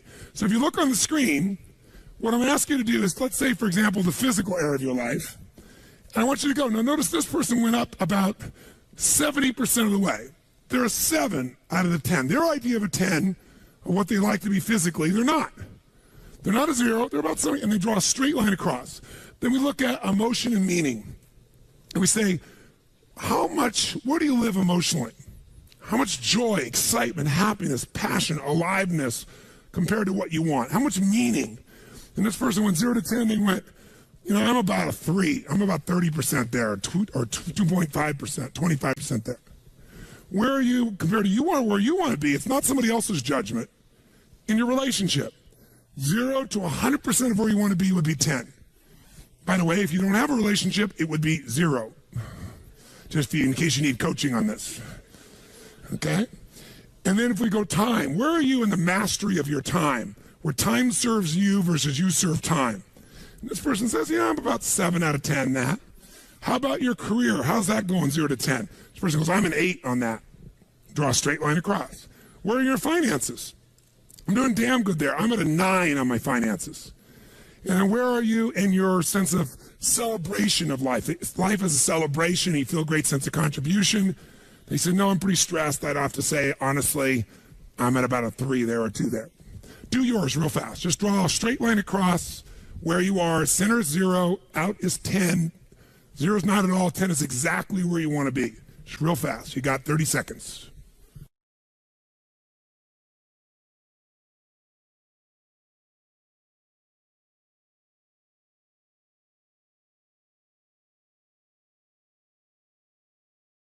Great. So look at your design that's in front of you right now and just ask yourself this question. If this was the wheel on the car called your life, how would your car run? Better yet, what if you're going to drive that car 150 miles an hour? What could you guarantee is going to happen, my friends? What's going to happen?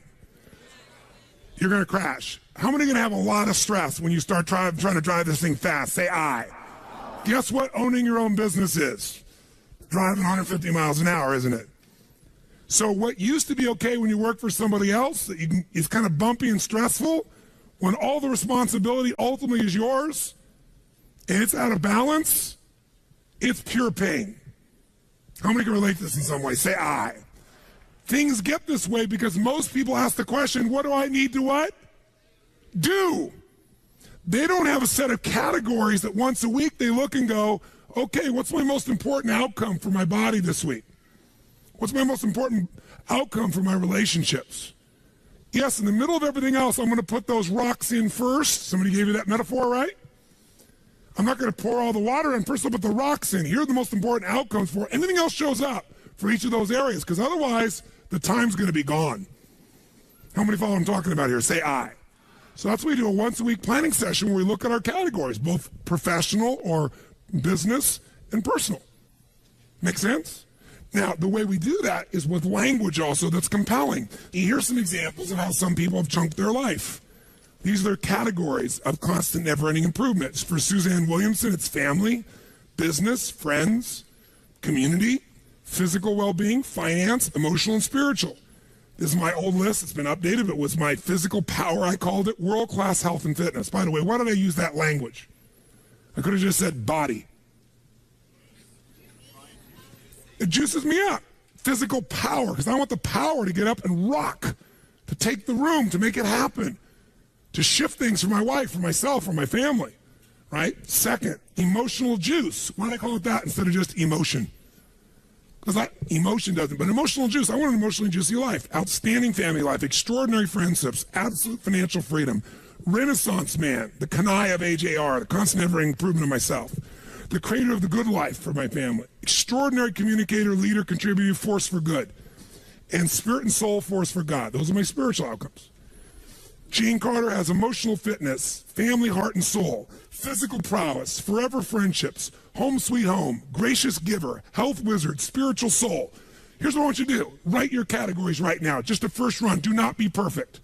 If you had to take your personal life and chunk it into 5, 6, 7, 8, 9, 10, probably 12 most categories that everything in your life fits in, that you look at on a regular basis, write them down, but then put the words in front of them, rewrite them so they're compelling. I'm going to give you literally 8 minutes to write as fast as you can.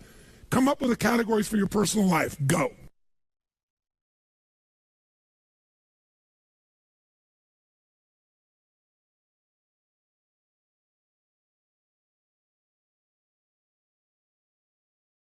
How many think it would be valuable once a week or at least once every 10 days, 3 times a month, sit down and lay out a plan for that week or 10 days where you put the big rocks in first, looking at these categories, making sure you didn't miss the stuff that matters most to you. How many would agree with this? Say I. Would you have to write down every action item, yes or no? What would you write? Your most important outcomes and why. Make sense? Now, so quickly, let's take it a step further. Let's look at the next category of professional, and I'll give you another wheel of professional just as an example. This isn't the wheel, because it's different for everybody. And let's put it up on the screen, and this is just a sample. This is not the business, this would be you. So this person says they run a department for a company. So one category, they're measuring, am I empowering my teammates my personal team and our teammates in the company as a whole. They have some outcomes around creating extraordinary identity and relationships. Are we creating the relationships we need with customers? This person runs the sales department. Am I delivering my core must results? This person wants to measure that regularly. They say, all my life is really about empowering my team, making sure we have extraordinary relationships, making sure the core musts I promise I deliver. I got to keep focused on that every week, every month. Certain amount of strategic planning, which gets set aside because I'm usually so busy in the to-dos. Certain amount of cost management I got to do because if I don't do the paperwork, the whole thing falls apart. And I got to keep making my skills stronger. I can't just keep doing what I'm doing. I got to take some time to make my skills better so that I'm sharpening the saw, so to speak. So I'm not hacking at the tree with something that's bad. I got to take it up to the next level. How many follow in a sense of this? Now that person would measure those, but here's some examples of that. So I mentioned to you, I have 4 kids, but I mentioned my daughter Jolie, so I'll use her as the example. And she, was in a situation where she became an actor. Now as an actor, think about this. What do actors focus on? Quick, first gut. Somebody says getting a job. Okay. If you're focused on getting a job all the time and you're not making your skills stronger, you might not get that job. How many follow this? Say aye. Some people focus on just training themselves. Lots of actors always going to actor classes, but they don't go out and focus much on getting a job. They wait for someone to call them with an opportunity. How many follow the challenge?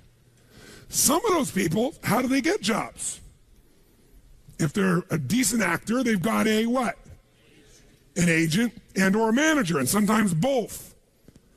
And without focus by that manager or agent, are they usually going to succeed? Yes or no? No. What if they get a job?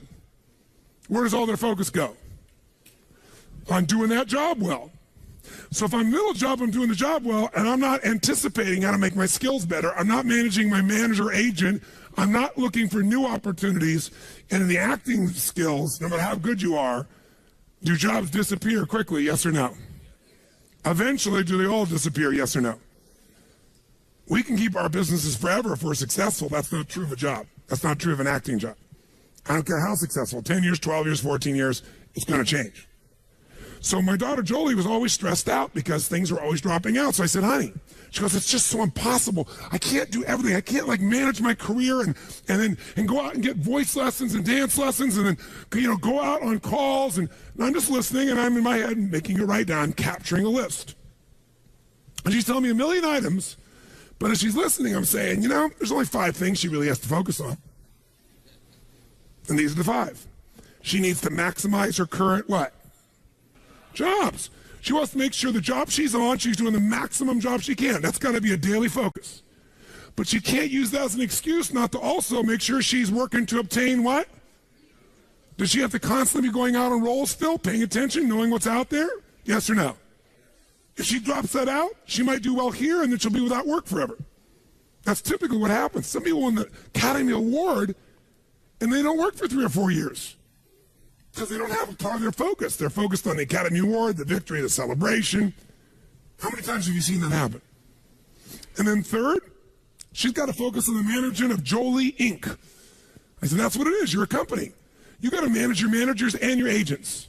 Every week, she's saying, what do I need to do to make myself better at the current job? What do I need to do to make sure I'm keeping my focus on getting new jobs and networking, doing what's necessary? What do I got to do to keep on top of my managers and agents? They're not going to just do it without my focus. What else does she have to focus on? Expanding her current acting skills so she gets better. She can't use that as an excuse and when I have more time, I'll work on getting better. No. Even if it's once every 10 days, she's not working 7 days a week on a show. She can do an acting class. She can find the best coach. She can be going for a class once a week on her throat, her voice, whatever. Right? And then, of course, the last one is being a networker extraordinaire, expanding her identity. Guess what? Everything she can think about doing as an actress is in those 5 categories.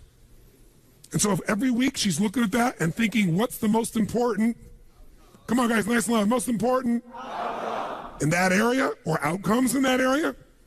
Is she going to stay on target?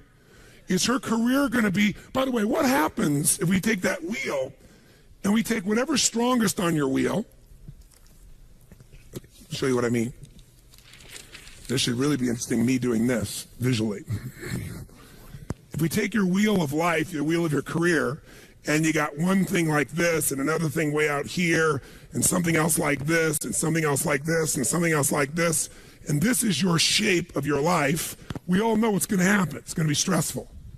But when we find the strongest area, let's say it was your finances or your career or whatever, and we find that outside edge and we use that as the target for the base of where you are right now. And now we say, what's it going to take to close the gap between here and here with my body? What's it going to take to close the gap from here to here in my training? Because guess what happens? Once we get here and it's all rounded, even if it's not 100%, who knows what's going to happen? How much smoother is your life going to be? And by when it's smoother, can you go faster?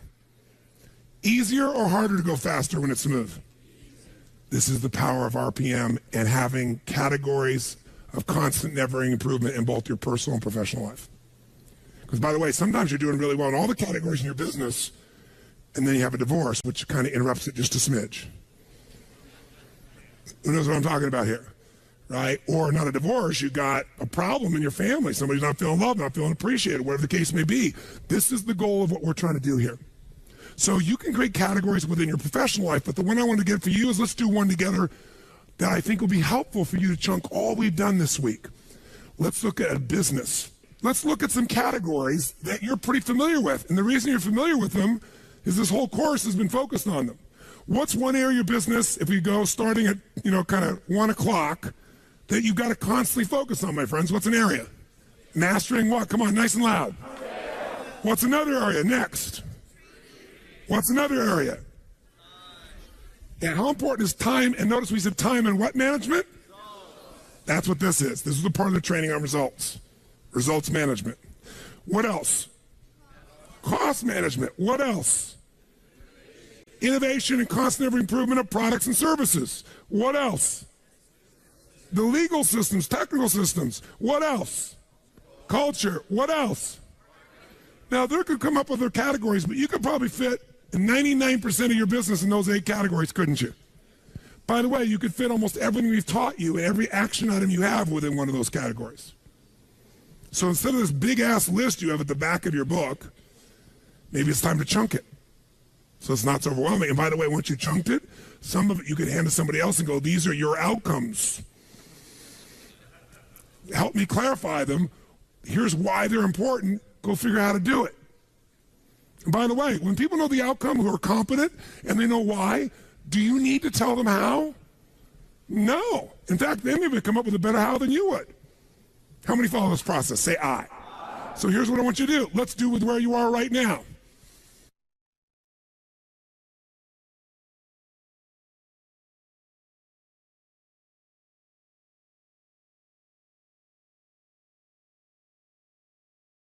Every business I own, how am I able to walk in and have 12 companies?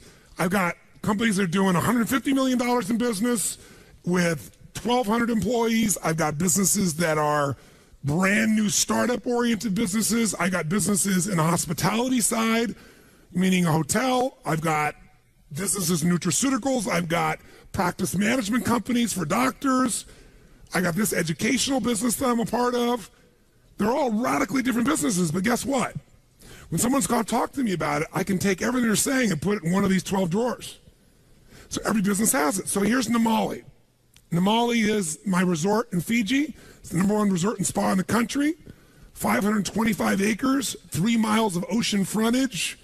And I got everybody from, you name it, Anthony Hopkins, Quincy Jones, you name the celebrity artist, musician, we're the top place in the country to go, right? Built the thing from scratch. How do we make it better and better and better and win all the awards? Because we've got categories of constant, never-ending improvement, and we're focusing on how to improve it always, the X factor in each category. So what do we got? Effective business and financial plans so we can run the company effectively. Securing all of our event revenue, because in the travel business, there's a certain way you have to secure the revenue. Managing and mastering our what? Maximizing and improving our what? Marketing and sales systems. What else do we want to do? What's our language for this? Keep customer promise and create what? and mobilize them. The reason we got all these titles and all these awards is because customers come out of their minds. It's the greatest vacation in their life. When I told Chet about it, Chet's been all over the world, and Chet's, been to some very nice places, and we're good friends, but he was like, yeah, Tony, yeah. And then he emails me and calls me, "This is the most incredible experience." And he's crying at the end. I've never cried leaving a hotel before. Like, I didn't want to leave. Because it's an emotional bond. It's an experience. It's not just the beauty of the place. It's the people. So there's a very different experience for people here, right?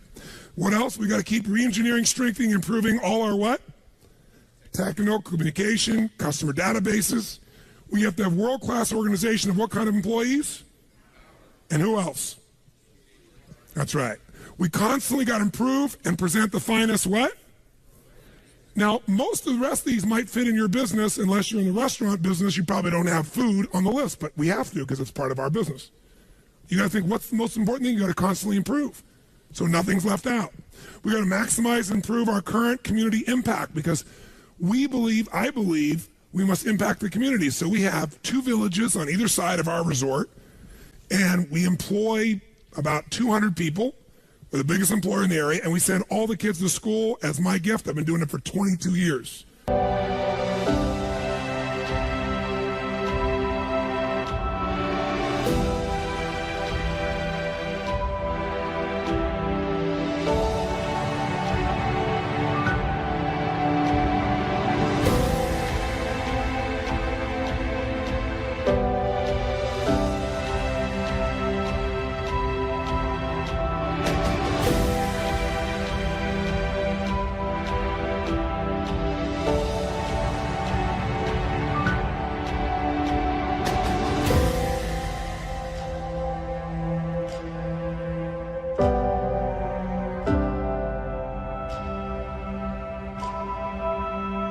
So guess what? When all hell's breaking loose, thank you.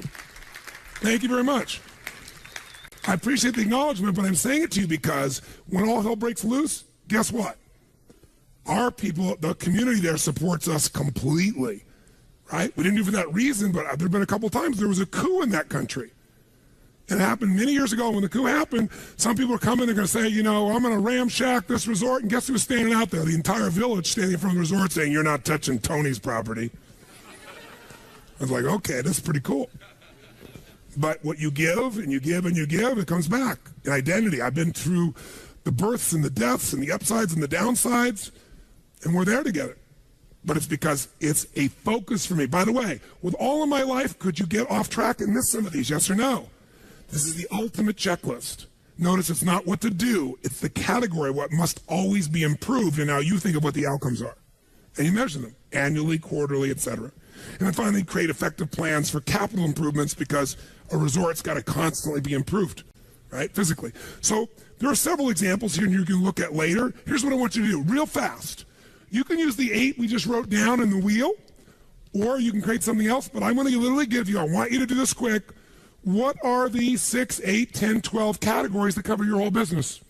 Make your business categories of constant improvement your first run at it. We won't have enough time to finish it, but I want you to get a good run at it. Ready? Go.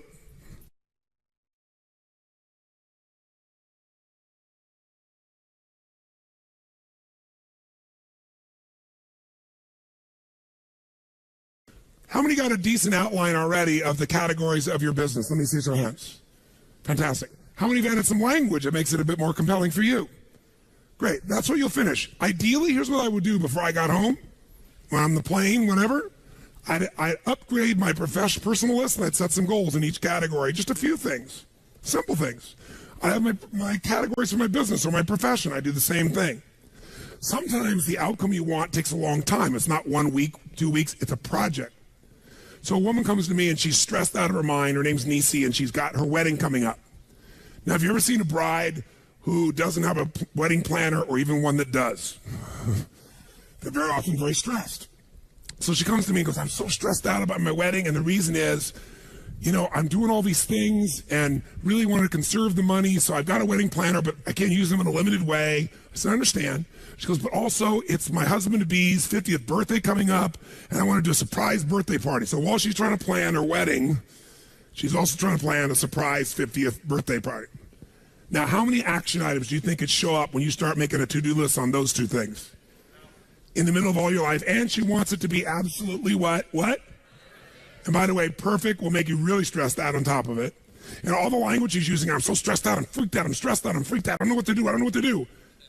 Keep saying that over and over again. I said, first, let's watch the language. Not the F word, I'm happy with that. I just mean the words that you use are putting you in a lousy state. If it puts you in a good state, I'm fine with it. Some people use words that other people will be upset about, they excite you. Let's take a look at this. Let's first step to getting a plan is called capture. Take all the stuff in your head and write it down. It's really like making a to-do list. That's still the first step. Get it all out of your head and keep it in one place, not 20 places. Like many of you have written on notepads over here and a book over there and a thing over there, and you're gonna like try and figure out where the hell to find this shit later on. Okay? You need one place, whether it's in your iPhone or whether it's on your computer or whether it's gonna be, on a paper version of something, one place, right? A planner or something. But in her case, here's what we did. We created a capture list. We split it in two things, keep it simple. Things she's got to communicate versus results, actions, or projects she's got to get done. And so this is what we came up with real quick. She's got to call KP to put out signs. She's got to call and confirm a band. This is what she starts telling me. I start writing it down. I need to take care of the parking situation. I got to rent 2 vans. I got to have a Friday breakfast. I got to have a Saturday breakfast. I got to have a Saturday lunch for everybody. I got to order the direction signs. I got to order the meat trays and pick up at Sam's. I got to pick up the donuts on Friday and Saturday. Oh my God, I got the plates and the silverware and the cake tables I also got to get. Oh, I got to get the caterer for Saturday and Sunday. Oh my God, I got to call and get an MC for Gary's party on Friday night. Oh yeah, and I got to order the mic and the podium for the party in the hotel. How many are starting to feel stressed already for her? And by the way, it kept on going and going and going. And so by the time you're done with your capture list, it'll be like taking this 5 days and turn to the back of your book and reading that long list. You go, no, I hate Tony Robbins. I hate Chet. I hate them all. So much here. I'm going home to all this other work. Unless you chunk it, right? Unless you're clear. So what we do is begin to chunk it. And when you have a project, it's not just this week, something that's long lasting. You got to come up with an ultimate what? What's your ultimate what? Come on, guys, your ultimate what? That's right. What's the ultimate outcome? What's the ultimate result? And so we came up with it with her. We said, what are you really after? Stop telling me all the things you got to do for your wedding. Tell me what you want.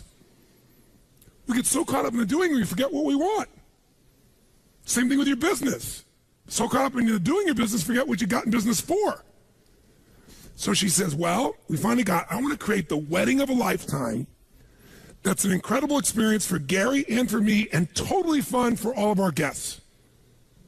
That's different than I got to put on a wedding and a party perfectly.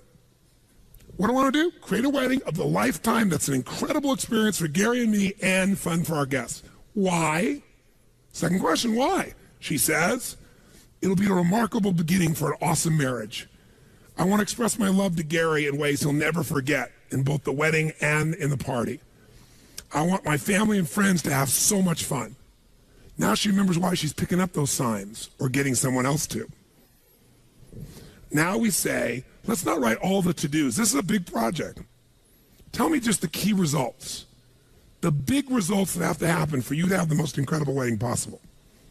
She said, well, I've got to handle enough events in advance that I'm assured the weekend will be a success, and that'll make me relax during the wedding and even coming up to it. If I can handle enough of the most important events in advance. What else? I got to have a pleasurable Friday and Saturday evening enjoying my guests while the details are being taken care of by other people. She got that. Now that she knew her outcome, she knew how to get there. What else? I need to set up a fun day of shopping with Kim and Kay, her best friends, so we can spend time with them while we're shopping for the wedding things. So instead of feeling I'm stressed and not spending time with my girlfriends during the wedding because I have so much, let's have them take shopping with me. Let's do it together. And what else? I need to create a fabulous surprise 50th birthday party for Gary on Friday night during the rehearsal. Each one of these will become an RPM block of its own. How many follow that? By the way, once you do a few people's experiences like this, you'll start to see there's a pathway, a pattern that's the same for most weddings. Effective weddings, happy weddings. You'll start to know maybe the words change, maybe somebody has a 50th birthday, but you'll start to see the same pattern. And what took a long time to do the first time, you can do in seconds now. It's the signature. So let's take a look. One of those outcomes was create a fabulous surprise birthday party for Gary on Friday night. Why? Purpose, she's creating an RPM block. Why am I doing it? To honor and delight Gary, to have fun, to create a magic moment, to share my love with him at the deepest level. Okay, what's it going to take for me to create a fabulous surprise birthday party for Gary on Friday night? Well, I got to pick up the signs. I got to order the cake. I got to pick up the cake. I got to get an MC. I got to get an accurate count on the guests. I got to confirm the count to the hotel. I got to get a microphone. I got to get good stuff hanging on the signs. She'll then go to the next part of the project. But this RPM block is done. Guess what's cool? She can go back through that list and go, who can I leverage this to? Or how many of these things can be done simultaneously? And guess what she ended up doing? She got 3 friends. One did all the signs. One did the food. One did all the things related because she was more technically driven on stuff. And the 3 of them had a blast together getting it done. They put on the party perfectly. That sets up Friday night perfectly. By the way, how much does she breathe? And how much time does it take? All this sounds like a lot, but she estimated how much time will it take beside each one? And she goes, that's actually only 10 minutes. It looks like so much, but when you add up the total time, it's 3 hours. And I got 3 weeks. How many follow what happens here? In our head, we make it so much what? Bigger. And by the way, time will fill, activity will fill whatever time you give it. So when she locked it down, it's like, okay, that's handled. What's the next block? And all of a sudden, guess what her wedding became? 6 RPM blocks, 6 outcomes, 3 friends helping her. Everything went perfect. She was out of her mind. And most importantly, she felt totally in control of her life the whole time. That's a project. Now, you might leave here and do a project called your RPM for, let's say, one section, marketing. One section, sales.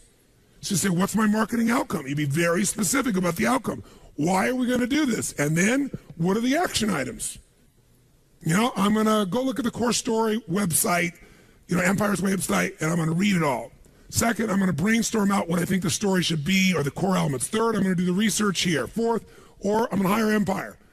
I'm going to bring in chat to come in or the group to come in and train our salespeople on it.